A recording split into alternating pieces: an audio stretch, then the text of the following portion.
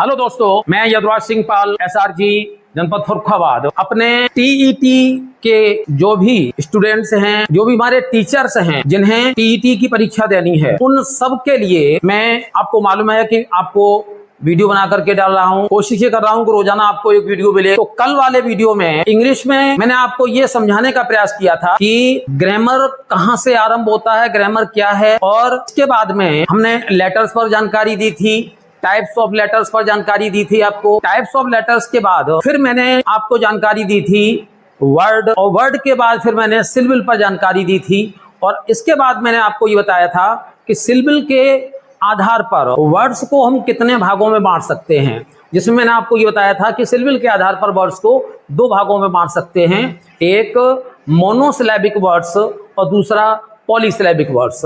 तो कल वर्ड्स तक की बात हमारी फिनिश हो गई थी। आज मैं आरंभ करने जा रहा हूं इसके आगे अर्थात आज मैं दो चीजों को लूंगा, दो टॉपिक्स लूंगा, एक फ्रेज और एक क्लॉज। पूरी तरीके से आपको समझाने की कोशिश करूंगा कि फ्रेज क्या है और फ्रेज के कितने टाइप्स हैं, फ्रेज का क्या वर्क है सेंटेंस में, और इसके बाद में मैं आपको बताने की कोशिश करूंगा कि क्लॉज क्या है, किस तरीके से क्लॉज बनता है, और क्लॉज का क्या फंक्शन सेंटेंस में होता है, क्लॉज के प्रकार कितने होते हैं। तो आज इतना टॉपिक मेरा आज का रहेगा। तो आज आते हैं, सबसे पहले हम आपको ये समझाने का प्रयास करते हैं कि फ्रेज क्या है। तो आज का टॉपिक है हमारा फ्रेज, ये है हमारा फ्रेज।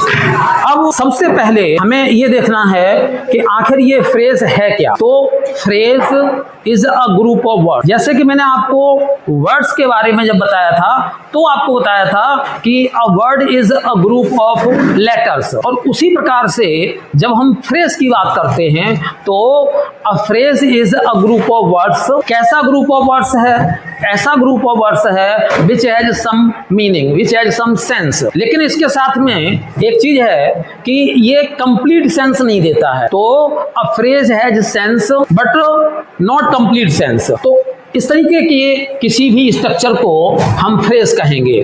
तो इसकी डेफिनेशन मैं यहाँ पर लिखूंगा नहीं, मैं एक काम करूंगा कि इसका जो पीडीएफ आपको दूंगा उसमें मैं पूरा का पूरा लिख करके आपको दे दूंगा। यहाँ पर मैं केवल वर्ड्स को क्लियर करता हूँ एग्जाम्पल की मदद से। अब देखते हैं कि फ्रेजेस ये कई प्रकार के हैं, लगभग 17-18 प्रकार के फ्रेजेस होंगे, और ये जो 17-18 प्रकार के फ्रेजेस होंगे इनमें से कुछ फ्रेजेस मैं आपको एग्जाम्पल दे करके समझाता हूँ। जैसे मैं पहले ले लेता हूँ एक एडजेक्टिव फ्रेज, ये है एडजेक्टिव फ्रेज। इस वर्ड को थोड़ा देख लेंगे, ज्यादातर टीचर्स भी और बच्चे भी एडजेक्टिव बोलते हैं, तो इसका करेक्ट प्रोनाउंसिएशन है एडजेक्टिव।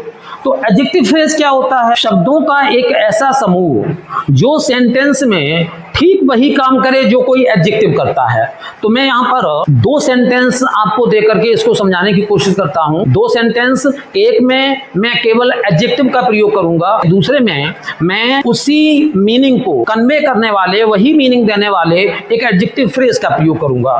देख लेते हैं यहाँ पर, जैसे ये सेंटेंस मैंने लिखा है I wear a red shirt. तो यहाँ पर जो एडजेक्टिव का काम करता है वो ये है एक शब्द, ये कैसी शर्ट, रेड शर्ट। तो अब यहाँ पर देखते हैं इस अकेले एक शब्द के लिए हम ग्रुप ऑफ वर्ड्स लेकर के आएंगे और वो मीनिंग यही देगा पूरा। अब देखिएगा यहाँ पर मैंने लिखा है I wear a shirt of red colour. तो यहाँ पर जो आ रहा है ऑफ रेड कलर, तो ऑफ रेड कलर ये भी शर्ट की विशेषता बता रहा है, और यहाँ पर अकेला एक वर्ड था रेड, तो वो रेड वर्ड भी शर्ट की विशेषता बता रहा था। तो यहाँ पर ये जो ऑफ रेड कलर ये हमारा एडजेक्टिव फ्रेज हो गया। फ्रेज है, ये शब्दों का समूह है और ठीक वही कार्य कर रहा है जो यहाँ पर एक शब्द कर रहा है। तो ये हमारा हो गया जाकर के एडजेक्टिव फ्रेज। दूसरा फ्रेज आपको समझाने की कोशिश करता हूँ। अब दूसरा फ्रेज मैं ले लेता हूँ, मान लीजिए मैं एडवर्ब फ्रेज ले लेता हूँ। जैसे द चेयर इज देयर, कुर्सी वहां है। अब हमारे पास जो एडवर्ब है वो है देयर, ये एडवर्ब ऑफ प्लेस है, कुर्सी के होने के स्थान को ये बताता है। अब देखिए यहीं पर हम एडवर्ब फ्रेज का प्रयोग करते हैं, the chair is at that place. तो अब ये जो आ गया हमारा एट दैट प्लेस, ये एक शब्दों का समूह है, और ये शब्दों का समूह, ये ग्रुप ऑफ वर्ड्स ठीक वही काम कर रहा है जो देयर कर रहा था। देयर भी ये बता रहा था कि कुर्सी वहां है, और ये एट दैट प्लेस, उस जगह पर, ये भी वही बता रहा है कि कुर्सी वहां पर है। The chair is at that place. तो ये एडवर्ब फ्रेज हो गया। आगे और एक दो एग्जाम्पल आपको देते हैं। एग्जाम्पल यहाँ पर आपको कंजंक्शन का दे देते हैं। Conjunctional phrase, conjunctional phrase. अब कंजंक्शन की जिनको जानकारी है उनको ये मालूम होगा कि कंजंक्शन एक ऐसा वर्ड है जो दो वर्ड्स को जोड़ेगा या फिर दो सेंटेंसेस को जोड़ेगा। लंबी डेफिनेशन में जाएंगे तो और बड़ी डेफिनेशन बनेगी।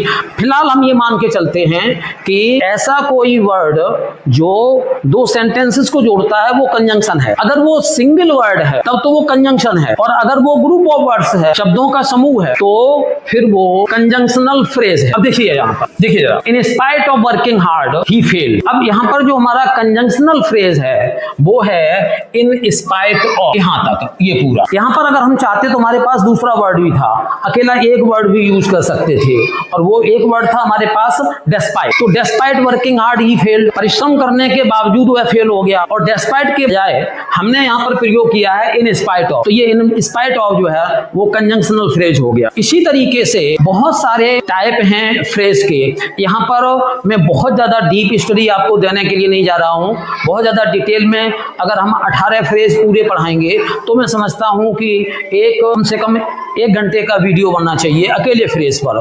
लेकिन मैं यहाँ पर ये चाहता हूँ कि फ्रेज और क्लॉज ये दोनों चीजें आपको एक ही वीडियो में समझा दी जाएं। तो इतने एग्जाम्पल्स से अब कम से कम हमारे सभी साथी ये तो समझ ही गए हैं कि फ्रेज क्या है। What is a phrase? Phrase is a group of words. ठीक, एक शब्दों का समूह है। और कैसा शब्दों का समूह है? Which has some meaning but not complete meaning, जिसका अपना कुछ मीनिंग है लेकिन कंप्लीट मीनिंग नहीं है। अब इसके बाद आगे आ जाते हैं, अगले टॉपिक पर आ जाते हैं। अब दूसरा टॉपिक हम लेते हैं वो है क्लॉज। देखें जरा, अब जिस प्रकार से मैंने फ्रेज को आपको बताया था कि phrase is a group of words, in the same way a clause is also a group of words. उसी तरीके से क्लॉज जो है वो भी शब्दों का समूह है। तो फिर दोनों में डिफरेंस क्या है? दोनों में डिफरेंस ये है कि पहले दोनों की सिमिलरिटी देख लेते हैं, डिफरेंस बाद में देखते हैं। दोनों में सिमिलरिटी ये है कि अ phrase is a group of words, a clause is a group of words. Phrase शब्दों का समूह है, क्लॉज भी शब्दों का समूह है। A phrase has some meaning, some sense, a clause has some meaning, some sense. Phrase का भी कुछ अर्थ है, कुछ मीनिंग है, और क्लॉज का भी कुछ अर्थ है, कुछ मीनिंग है। A phrase has not complete meaning और complete sense, a clause also has no complete sense, no complete meaning. Phrase का भी कंप्लीट सेंस नहीं होता है, कंप्लीट मीनिंग नहीं होता है, क्लॉज का भी कंप्लीट सेंस और कंप्लीट मीनिंग नहीं होता है। फिर मेन डिफरेंस क्या है? मेन डिफरेंस ये है कि फ्रेज में सब्जेक्ट प्रेडिकेट नहीं होते हैं। सब्जेक्ट प्रेडिकेट में अलग अलग हम नहीं बांट सकते हैं फ्रेज को, और क्लॉज को हम सब्जेक्ट प्रेडिकेट में बांट सकते हैं। बस इतना मात्र अंतर है। एक एग्जांपल देकर के आपको मैं ये समझाता हूं कि क्लॉज क्या है। अब देखिएगा, she did not come because she was unwell. वह नहीं आई क्योंकि वह अस्वस्थ थी। अब यहां पर देखें, बिकॉज शी वॉज अनवेल, तो इतना हिस्सा जो है ना ये क्लॉज है। अब ये क्लॉज है, ये एक सबऑर्डिनेटिंग कंजंक्शन है जिससे जुड़ा हुआ है। ये पूरा का पूरा क्लॉज में ये सब्जेक्ट है और ये प्रेडिकेट है। जबकि आपने देखा था कि फ्रेज में ऐसा कुछ नहीं होता था, वहां ना सब्जेक्ट होता था ना प्रेडिकेट होता था। तो ये मैंने एक क्लॉज का एग्जाम्पल देकर के आपको समझाने की कोशिश की कि क्लॉज है क्या। अच्छा, एक एग्जाम्पल और आपको दे देते हैं क्लॉज का। Come to me when you are free, मेरे पास आइएगा जब आपको समय हो, जब आप फ्री हो उस समय मेरे पास आइएगा। तो यहाँ पे देखिएगा, कम टू मी, यहाँ तो ये तो एक प्रिंसिपल क्लॉज हो गया इसका। अब यहाँ से देखिएगा, व्हेन यू आर फ्री, तो व्हेन यू आर फ्री ये एक क्लॉज है। तो इस तरीके से मैंने आपको 2 एग्जाम्पल दे करके अभी सिर्फ ये समझाया है कि क्लॉज है क्या। अब इस क्लॉज के जो मुख्य प्रकार हैं, कितने तरीके से इस क्लॉज को कितने भागों में बांटा जा सकता है, इसको मैं समझाने की कोशिश करता हूं। तो देख रहे हैं, ये क्लॉज मूल रूप से 3 भागों में बांटे जा सकते हैं। ये 3 कौन कौन से भाग हैं इनको देख लेते हैं पहले। अब ये इसके 3 मुख्य भाग हैं। एक क्लॉज के 3 भाग हो सकते हैं, या हम ये कह सकते हैं कि क्लॉज मूल रूप से 3 प्रकार का हो सकता है। पहला प्रिंसिपल क्लॉज, दूसरा सबऑर्डिनेट क्लॉज, और तीसरा कोऑर्डिनेट क्लॉज। अब यहां पर ऐसा करते हैं, इस कोऑर्डिनेट क्लॉज को थोड़ी देर के लिए हटा देते हैं और पहले हम इन दोनों को आपको समझाने की कोशिश करते हैं। तो अब आपको यह समझाते हैं कि क्लॉज कितने प्रकार के हैं और कितने प्रकार के हैं इसमें अभी हमने आपको बताया कि क्लॉज 3 प्रकार के हैं, प्रिंसिपल क्लॉज, सबऑर्डिनेट क्लॉज और कोऑर्डिनेट क्लॉज। अब यहाँ पर मैं केवल आपको 2 क्लॉज समझाने की कोशिश करता हूँ कि प्रिंसिपल क्लॉज और सबऑर्डिनेट क्लॉज, इनको आप किस प्रकार से पहचानेंगे। तो देखते हैं एक सेंटेंस में यहाँ पर लिख करके और फिर आपको दिखाता हूँ। अब इस सेंटेंस को देखें, he failed because he did not read. वो फेल हो गया क्योंकि उसने पढ़ा नहीं था। अब इस सेंटेंस को अगर हम चाहें तो सीधे सीधा 2 भागों में बांट सकते हैं। एक इतना ही फेल्ड और दूसरा because he did not read. तो जो ही फेल्ड है ये वाला, ये है हमारा प्रिंसिपल क्लॉज। हम शॉर्ट में यहाँ पे पीसी डाल देते हैं, तो ये प्रिंसिपल क्लॉज है। और यहाँ से because he did not read, ये हमारा सबऑर्डिनेट क्लॉज है। इसको मैंने शॉर्ट में एससी डाल दिया। तो अब ये प्रिंसिपल क्लॉज, ये सबऑर्डिनेट क्लॉज। तो यहाँ पर एक भाव या यहाँ पर एक आइडिया आपके माइंड में ऐसा आ रहा होगा कि जो बिगिनिंग में हो वो प्रिंसिपल क्लॉज और जो लास्ट में हो वो सबऑर्डिनेट क्लॉज है। ऐसा नहीं है। एक पहचान सबसे बड़ी ये है कि सबऑर्डिनेट क्लॉज जब भी जहां कहीं भी होगा तो वो सबऑर्डिनेटिंग कंजंक्शन से आरंभ होगा। जैसे कि ये बिकॉज, ये सबऑर्डिनेटिंग कंजंक्शन है। अब दूसरा एक सेंटेंस और मैं आपको लिखता हूं, तब आपके समझ में अच्छी तरीके से आएगा। अब इसको देख लेते हैं हम। Since he was unwell she did not come. तो अब इसमें जो सबऑर्डिनेट क्लॉज है वो हमारा ये है और प्रिंसिपल क्लॉज ये है शी डिड नॉट कम, क्योंकि ये सिंस इस सबऑर्डिनेट कंजंक्शन से आरंभ हो रहा था। तो सबऑर्डिनेट क्लॉज हमारा वो होगा जो सबऑर्डिनेटिंग कंजंक्शन से आरंभ हो। ये बिगिनिंग में भी हो सकता है, एंड में भी हो सकता है, मिडिल में भी हो सकता है। और इसके अतिरिक्त जो बचेगा वो हमारा प्रिंसिपल क्लॉज होगा। तो अब आपने प्रिंसिपल क्लॉज और सबऑर्डिनेट क्लॉज इन दोनों को आपने अच्छी तरीके से समझ लिया। अब यहाँ पर मैं आपको कोऑर्डिनेट क्लॉज और थोड़ा सा समझाने की कोशिश करता हूं और इसके बाद फिर मैं अपने टॉपिक को एंड करूंगा। यह है हमारा कोऑर्डिनेट क्लॉज। अब कोऑर्डिनेट क्लॉज सबऑर्डिनेट क्लॉज की तरीके से इसमें भी 2 क्लॉज होंगे, लेकिन अंतर क्या होगा, यह है हमारा कोऑर्डिनेट क्लॉज। अब कोऑर्डिनेट क्लॉज सबऑर्डिनेट क्लॉज की तरीके से इसमें भी 2 क्लॉज होंगे, लेकिन अंतर क्या होगा, ही केम एंड सेट डाउन।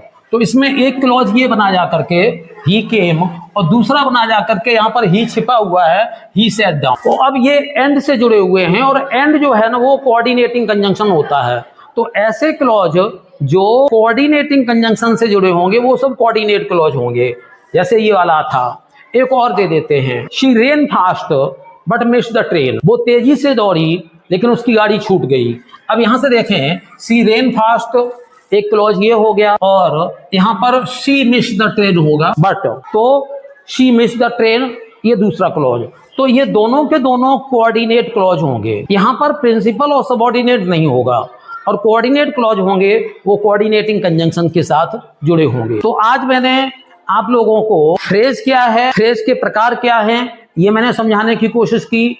आज मैंने आपको क्लॉज क्या है, क्लॉज के प्रकार कितने हैं, ये मैंने समझाने की कोशिश की। यद्यपि ये दोनों ही टॉपिक इतने बड़े हैं कि इन्हें 2-2, 3-3 दिन तक चलाना पड़ेगा, तब जाकर के पूरी तरीके से समझ में आएंगे। लेकिन आप लोगों के यानी टेट के स्तर से जो जानकारी मैंने दी है वो उतनी जानकारी पर्याप्त है। बस मैं अब एक निवेदन करूंगा कि आप अगर टेट के लिए अपनी अंग्रेजी को मजबूत करना चाहते हैं, आप चाहते हैं कि टेट आप पास करें, तो मेरा जो चैनल है इनोवेटिव इंग्लिश वर्ल्ड, उसको अधिक से अधिक सब्सक्राइब करिएगा। एक चीज अभी आप नहीं कर रहे हैं जिससे मुझे कोई आइडिया नहीं मिल रहा है, आपके न तो कमेंट हमारे कमेंट बॉक्स में आ रहे हैं और न ही ग्रुपों में कोई कमेंट आ रहे हैं। तो मैं ये नहीं डिसाइड कर पा रहा हूं कि आप आखिर किस तरीके का कंटेंट चाहते हैं। निश्चित तौर से जिस तरीके का कंटेंट आपको चाहिए उस तरीके का कंटेंट मैं आपको उपलब्ध कराता रहूंगा। तो आपसे विनम्र निवेदन है कि जो वीडियो देखें उसको आप लाइक जरूर कर दें और उसमें कमेंट जरूर लिखें। अच्छा लगा हो अच्छा लिखें, खराब लगा हो खराब लिखें। कम से कम उससे मुझे एक आइडिया मिलेगा कि मैं आपको अच्छे से अच्छा कंटेंट तैयार करके दे सकूं। देखते रहिएगा मेरा चैनल इनोवेटिव इंग्लिश वर्ल्ड। बहुत बहुत धन्यवाद।